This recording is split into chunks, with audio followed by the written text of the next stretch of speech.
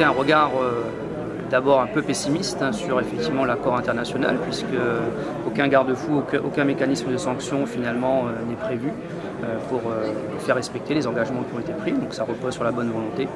Donc étant un peu sceptique de nature, j'attends de voir les résultats effectivement, la concrétisation, pour voir effectivement si cet accord va être opérationnel pour surtout les petites économies insulaires qui seront les premières touchées par les conséquences du réchauffement climatique dans le futur.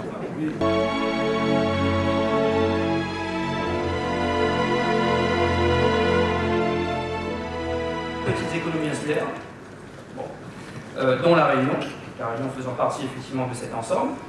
Pourtant, ces économies insulaires, finalement, ne contribuent quasiment pas au problème du changement climatique. C'est moins de 1% de contribution aux émissions de CO2.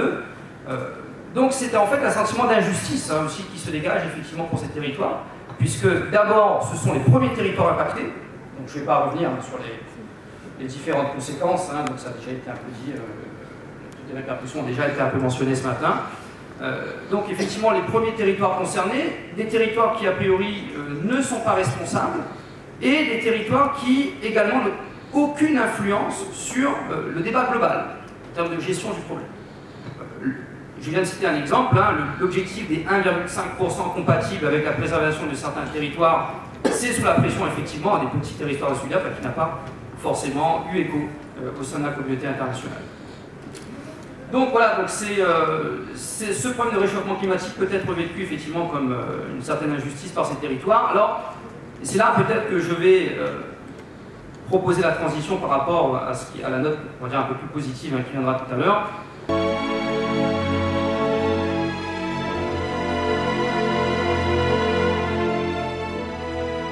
Pas de responsabilité, oui et non, finalement. Parce qu'effectivement, lorsqu'on regarde les émissions totales, bien évidemment, des petits territoires comme la Réunion n'ont aucune forme de responsabilité dans l'apparition du phénomène. Par contre, si on prend des indicateurs peut-être un peu plus fiables, notamment l'intensité carbone de l'énergie, donc effectivement les émissions de CO2 par unité de PIB, ou encore les émissions de CO2 par habitant, donc rapportées à la population, là, le constat est peut-être un peu plus lourd à supporter pour la Réunion notamment.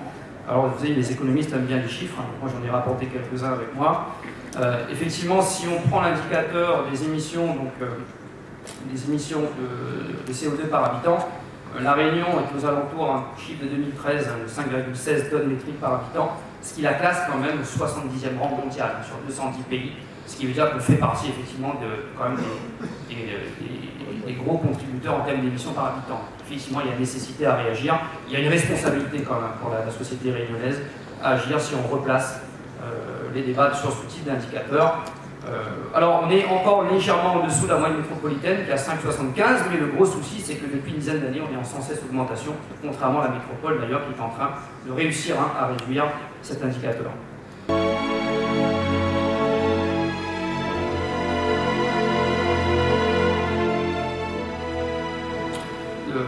Voilà, donc il y a nécessité à agir, et si on creuse un petit peu plus les secteurs, les principaux facteurs d'émission à La Réunion, effectivement on retombe sur ce qui a été discuté ce matin, c'est-à-dire la production d'énergie, à hauteur de 44% de contribution, et également le secteur des transports, 29%. Donc, vous voyez, si vous additionnez les deux, on est quand même aux alentours des 70%.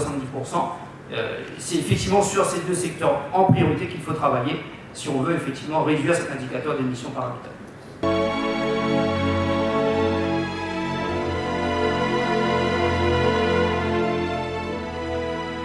Ce que je retiens aujourd'hui, c'est que l'accent a beaucoup été mis sur l'aspect transition énergétique. C'est un aspect important si on considère effectivement que la plus grande part de contribution effectivement émane des secteurs de la production d'énergie et des transports. Donc il faut effectivement s'attaquer à ce problème-là. Mais je pense que d'autres questions aussi importantes n'ont pas été soulevées, probablement par un manque de temps. Des questions liées notamment au tourisme. Il faudrait aussi penser effectivement les répercussions et l'adaptation du secteur par rapport aux conditions climatologiques qui vont devenir probablement de plus en plus défavorables. Le secteur agricole, là aussi, une réflexion mériterait d'être soulevée sur l'organisation de ce secteur, sur les prochaines filières à développer, probablement en substitution à la canne à sucre pour le sucre, qui est à mon avis, très fragile, en tout cas directement exposée à l'évolution du climat. Donc il faut se poser toutes ces questions pour repenser finalement le modèle de développement économique de La Réunion, un modèle qui est aujourd'hui arrivé à bout de souffle. Il faut le reconnaître, il faut l'admettre et il faut prendre les mesures nécessaires pour repenser le cadre même de ce modèle de développement.